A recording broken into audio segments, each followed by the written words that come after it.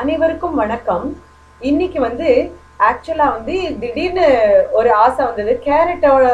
கேரட்டை நல்லா துருவி போட்டு தோசை வாத்தா எப்படி இருக்கும்னு சூப்பரா வந்தது. அதை நான் வாத்தேன். ரொம்ப ஜோரா இருந்தது தோசை.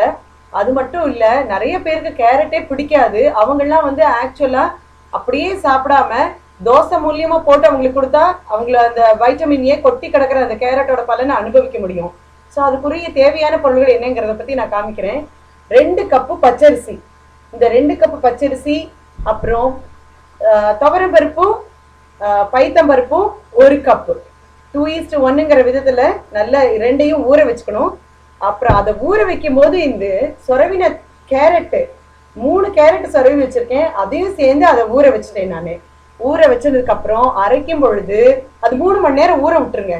3 மணி நேரம் ஊறினதுக்கு அப்புறம் நல்லா அரைக்கணும். அரைக்கும் பொழுது புதினாவை பொடி பொடியா நறுக்கி போட்டுக்கோங்க, கருவேப்பிலையை நறுக்கி போட்டுக்கோங்க, வரமிளகா போட்டு நல்லா அரைச்சு உப்பு பெருங்காயப்பொடி போட்டு எடுத்து வச்சுட்டு ஒரு அரை மணி நேரம் கொஞ்ச நேரம் அப்புறம் வாத்தா என்ன அருமையான தோசை, சூப்பர். என்னோட கிராண்ட் சனுக்கு தோசைன்னா ரொம்ப பிடிக்கும். ஸோ சத்தான தோசையா இந்த கேரட் தோசையை கொடுத்தா என்ன அப்படின்னு யோசிச்சேன். உடனே பண்ணினேன். ஆனா அவனுக்கு போடும்போது மட்டும் ஒரு கை எடுத்து வச்சுட்டேன், காரம் எல்லாம் போடாம. சூப்பரா வாத்து கொடுத்தேன். ரொம்ப ஜோரா இருந்தது. தொட்டுக்கிறதுக்கு டொமேட்டோ தொக்கு தொட்டுட்டோம். சூப்பரா இருந்தது. ஸோ நீங்களும் பண்ணி பாருங்க. நிச்சயமா உங்களுக்கு இது ரொம்ப பிடிக்கும்னு நினைக்கிறேன். இதனுடைய என்னென்ன தேவையான பொருட்கள் எப்படி பண்றோம் அப்படிங்கறது எங்க வெப்சைட்ல கொடுத்துருக்கோம். நீங்க போய் அதை பார்த்து தெரிஞ்சு பண்ணி பாருங்க.